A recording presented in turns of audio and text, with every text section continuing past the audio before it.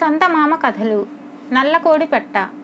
సిరిపురం రాజు దగ్గర బహుమానాలు పొందిన కోయ కుర్రవాడు సుమంగ్ కోయగూడెంలో చాలా పేరు తెచ్చుకున్నాడు. సుమంగ్ దగ్గర అంతులేని బంగారం ఉందని విజయేంద్ర మహారాజు తన కూతుర్నిచ్చి పెళ్లి చేస్తానంటే సుమంగ్ వద్దన్నాడని పుకార్లు బయలుదేరాయి. గూడెంలో ఉండే ఆడపిల్లలు అనేక మంది సుమంగ్ను పెళ్లాడాలని తహతహలాడారు. కానీ వాడికి వాళ్ళెవరూ నచ్చలేదు. సుమంగ్ తల్లి ఎవతనన్నా చూసి పెళ్ళాడరా, ఎంతకాలం ఒంటరిగా ఉంటావు అని రోజు పోరు పెట్టేది. నాకు నచ్చిన పిల్ల కానవస్తే పెళ్ళాడాలనే ఉంది, ఒక్కటి కూడా నాకు నచ్చడం లేదు, ఏం చేయను అనేవాడు సుమంగ్. నీకు నచ్చే పిల్ల భూమి మీద పుట్టిందో లేదో ముందు అది చూసుకో అన్నది తల్లి. తల్లి ఆ మాట అనగానే సుమంగ్కు తన కాబోయే భార్య కోసం వెతుక్కుంటూ పోవాలన్న ఆలోచన వచ్చింది. తనకు కావలసిన పిల్ల తనను వెతుక్కుంటూ వస్తుందా? రాదు, తానే దాన్ని వెతుక్కుంటూ పోవాలి. అమ్మా, పెళ్ళాన్ని వెతకబోతున్నాను అని వాడు ఒకనాడు తల్లికి చెప్పాడు. ఒంటరిగా తిరిగి వచ్చావంటే నేను ఊరుకోను అన్నది తల్లి. సుమంగ్ అరణ్యాల వెంబడి బయలుదేరాడు. కోసుకు ఒక కోయ గూడెం ఉన్నది.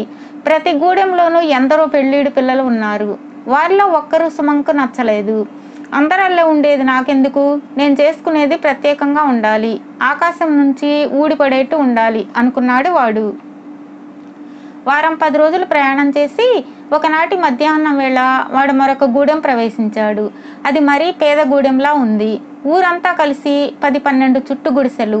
గుడిసెల మధ్యగా గేదెలు నడిచే చోటు ఖాళీగా ఉన్నది. గూడెంలో వాళ్ళంతా పొలాల్లో పనులు చేసుకుంటూ ఉన్నారు. సుమంగ్ కిటికీలో నుంచి ఒక గుడిసెలోకి తొంగి చూశాడు. లోపల ఒక పిల్ల వంట చేస్తున్నది. ఆమెను చూడగానే వాడి గుండె ఒక్కసారి ఆగినట్లయింది. ఆడవాళ్ళు అంత అందంగా ఉంటారని వాడు కలలో కూడా అనుకోలేదు. ఆమె పోత పోసిన బంగారంలా ఉన్నది. ఆమె అటు ఇటు నడుస్తుంటే సిరిపురం రాజుగారి ఆస్థానంలో నాట్యగత్తెలు వాడికి గుర్తుకొచ్చారు. నేను దీన్ని తప్ప ఇంకెవరిని పెళ్ళాడను అనుకున్నాడు సుమంగ్. వాడు తనలో అనుకున్న మాట వినిపించినట్లు ఆ పిల్ల తల ఎత్తి వాడిని చూసి చిన్నగా అరిచి మరుక్షణం అదృశ్యమైపోయింది.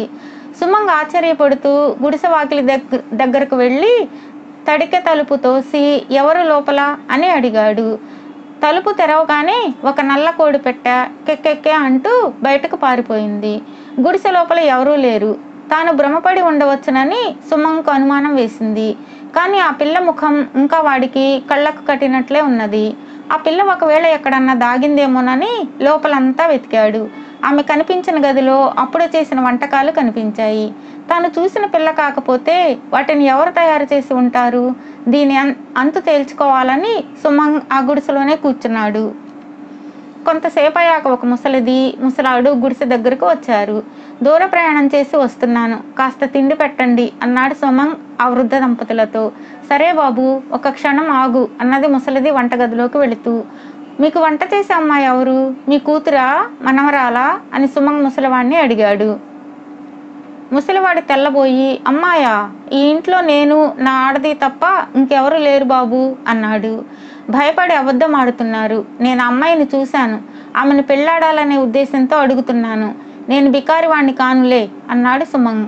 నువ్వు చెప్పే అమ్మాయిని మేమెప్పుడు చూడలేదు, నిజంగా మాకేమీ తెలియదు అన్నాడు ముసలాడు. అయితే మీరిద్దరూ పొలంలో పనిచేస్తూ ఉండగా మీకోసం వంట చేసిన వారెవరు అని సుమంగ్ అడిగాడు. అదే మాకు ఆశ్చర్యంగా ఉన్నది. రోజు మేము నిద్ర లేచేసరికి వంట చేసి ఉంటుంది, మళ్ళీ సాయంకాలం పొలం నుంచి తిరిగి వచ్చేసరికి వంట చేసి సిద్ధంగా ఉంటుంది. ఎవరు చేస్తున్నది మాకు నిజంగా తెలియదు అన్నాడు ముసలాడు. ఇలా ఎంతకాలంగా సాగుతున్నది అన్నాడు సుమంగ్ ఆశ్చర్యంగా. వారం 10 రోజుల కిందట ఎక్కడి నుంచో ఒక నల్ల కోడి పెట్ట వచ్చింది. ఎవరిని అడిగినా మాది కాదంటే మాది కాదు అన్నారు. అది గుడ్లైనా పెట్టదు. ఏ వనదేవతో మాకు తోడు పంపింది అనుకున్నాం. అప్పటి నుంచే మా వంట మేము వండకుండానే తయారవుతున్నది అన్నాడు ముసలాడు. వాళ్లతో పాటు సుమంగ్ భోజనం చేసి ఆ రాత్రి తనను ఆ గుడిసెలోనే పడుకోనివ్వమని ఆ ముసలి దంపతులను కోరాడు. వాళ్ళు సరే అన్నారు. పడుకోబోయే ముందు ముసలిది నల్లకోడి పెట్టకు మేత వేసి దాన్ని పళ్ళెక కింద ఉంచింది. ఆ రాత్రి సుమంగ్కు కొంచెం కూడా నిద్ర పట్టలేదు. అర్ధరాత్రి దాటినాక చిన్న చప్పుడు వినిపించింది. వాడు తల ఎత్తి చూస్తే నల్లకోడి పెట్ట పళ్ళెక కింద నుంచి బయటకు వచ్చి వంటింటికేసి పోవడం కనిపించింది. సుమంగ్ చప్పుడు కాకుండా లేచి వంటింటి వాకిలి దగ్గరకు వెళ్ళి లోపలికి తొంగి చూశాడు. కోడి పెట్ట ఒక్కసారి ఒళ్ళు విదిలించుకున్నది. దాని శరీరం ఊడి కింద పడిపోయింది. అందులో నుంచి నిన్న మధ్యాహ్నం నాడు చూసిన పిల్ల బయటకు వచ్చి నిశ్శబ్దంగా వంట పనులు ప్రారంభించింది. సుమంగ్ కళ్ళప్పగించి చాలాసేపు ఆమెనే చూస్తూ ఉండిపోయాడు. ఆమె అందం నిజంగానే అద్భుతం. వాడు తాను చేయవలసిందేదో నిశ్చయించుకుని వచ్చి మళ్ళీ పడుకున్నాడు. తెల్లవారాక వాడు ముసలివాళ్ల దగ్గర సెలవు పుచ్చుకుంటూ ఒక బంగారు మాడ తీసి ముసలివాడి చేతిలో పెట్టి, మీ నల్లకోడి పెట్టను నాకు అమ్మండి అన్నాడు. ముసలివాడి కంగారుగా, అది ఇంత ఖరీదు చేస్తుందా? కానీ అది గుడ్లు కూడా పెట్టదే, నీకేం పనికొస్తుంది? మాకంటే పిల్ల జల్లా ఎవరూ లేరు గనుక దాన్ని సాకుతున్నాం అన్నాడు. నాకు దాని మీద మోజు అయింది. కావలిస్తే ఇంకో బంగారు మాడ కూడా తీసుకో, కానీ ఆ పెట్టను మాత్రం నాకు ఇచ్చి తీరాలి అన్నాడు సుమంగ్. వాళ్ళ దరిద్రం తీరిపోవడానికి ఆ బంగారం చాలు. అందుచేత ముసలివాళ్ళు సుమంగ్కు ఆ కోడిపెట్టను ఇచ్చారు. వాడు దాన్ని చంకన పెట్టుకుని బయలుదేరి ఇంటికి వచ్చాడు. నీ పెళ్ళాం ఏదిరా, ఒంటరిగా ఇంటికి రావద్దని చెప్పలేదు అన్నది తల్లి. ఒంటరిగా రాలేదే, ఇదిగో నా పెళ్ళాం అంటూ తన చంకలో ఉన్న కోడిపెట్టను సుమంగ్ తల్లికి చూపాడు. తన కొడుక్కు మతిపోయిందనుకున్నది తల్లి. మతిపోయిన లక్షణాలు లేకపోయేసరికి వాడు తనతో వేళాకోళం ఆడుతున్నాడేమో అనుకున్నది. నిజంగానే వాడు కోడిపెట్టను పెళ్లాడేసే ఉద్దేశంలో ఉన్నాడని తెలిసాక గూడెం వాళ్ళంతా తనను తన కొడుకును పిచ్చి వాళ్ళ కింద కట్టేసి గూడెం నుంచి వెళ్ళగొడతారనుకున్నది. ఆమెకు మతిపోయినట్లయింది. ఆ రోజు అర్ధరాత్రి నల్ల కోడిపెట్ట తన అలవాటు ప్రకారం వంట ఇంట్లోకి వెళ్ళి మనిషి కాగానే సుమంగ్ ఆమె వెనకనే వెళ్ళి ఆమెను కౌగిలించుకొని, ఎవరు నువ్వు, ఎందుకు ఇలా కోడి పెట్టవు, మనిషివి అవుతున్నావు, నీ పేరేమిటి అని అడిగాడు. ఆమె అతని పట్టు విడిపించుకోవాలని చాలా పెనుగులాడింది. నేను నిన్ను వదలను, నిన్ను పెళ్లాడటానికి తెచ్చుకున్నాను, నీ సంగతి చెప్పి తీరాలి అన్నాడు సుమంగ్. నేనొక కోయదొర కూతుర్ని, నా పేరు జంత్రి. మా గూడెం మంత్రగాడు నన్ను పెళ్లాడతాను అన్నాడు.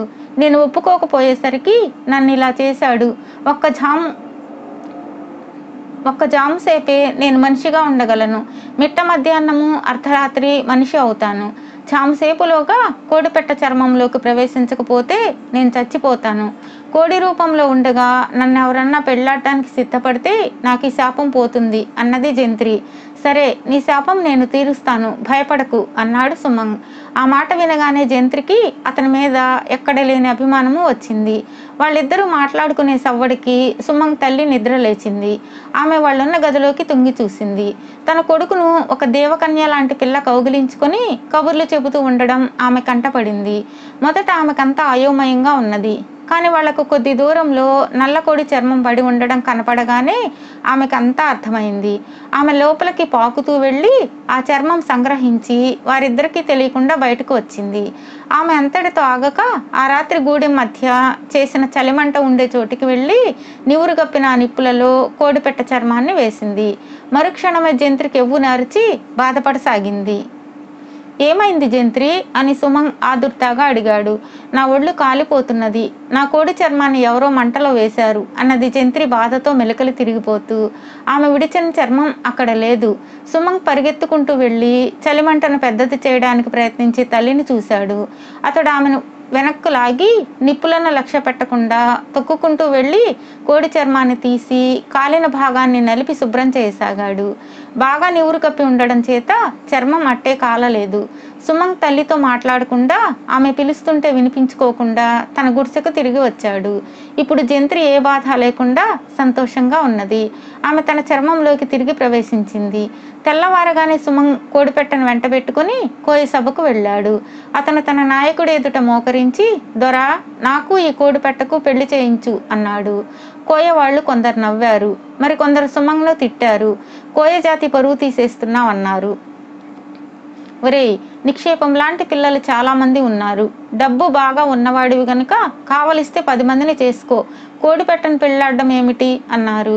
నేను ఈ కోడిపెట్టనే పెళ్లాడపోతున్నాను, కారణం తర్వాత మీకే తెలుస్తుంది అన్నాడు సుమంగ్. ఇలాంటి పని చేస్తే నిన్ను నీ తల్లిని వెలివేసే అధికారం కోయ సభకు ఉన్నది తెలుసా అని కోయ ద్వారా అడిగాడు. నేను ఈ కోడిపెట్టను పెళ్లాడాక కదా వెలివేస్తారు, ముందు పెళ్లి చేయండి, నన్ను మీరు వెలివేయరు సరే కదా, నా పెళ్లికి మీరంతా పెద్ద సంబరం చేసుకుంటారు, నా మాట నమ్మండి అన్నాడు సుమంగ్. అప్పటికి కొందరు పెళ్లి జరగరాదని పట్టుపట్టారు. కానీ కోయదొరకు సుమంగ్ అంటే చాలా అభిమానం. అందుచేత ముందు పెళ్లి కానిద్దామని అవతల వాడిని వెలివేయడానికి సభ నిర్ణయిస్తే తాను ఏమీ అభ్యంతరం చెప్పనని అతడు అన్నాడు. కోయదొర మంత్రవాది పెళ్లి ఏర్పాట్లన్నీ చేసి మంత్రాలు చదివాడు.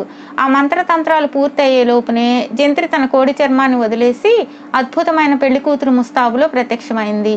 అందరి కళ్ళు జిగేల్మన్నాయి. సుమంగ్ అన్నట్టే వాడి పెళ్లి కోయగూడెమంతా కోలాహలంగా సంబరం చేసుకున్నది. ఈ వార్త తెలిసి జంత్రి తండ్రి 6 కోసుల దూరం నుంచి వచ్చి సుమంగ్ గూడెం వారందరికీ కత్తులు, ఒడిసెలు, బాణాలు, బట్టలు, నెమలి ఈకలు, ఏనుగు దంతం పనిముట్లు, తేనె, చందనము అంతులేని బహుమానాల కింద తెచ్చి ఇచ్చి కూతుర్ని, అల్లుణ్ణి దీవించారు.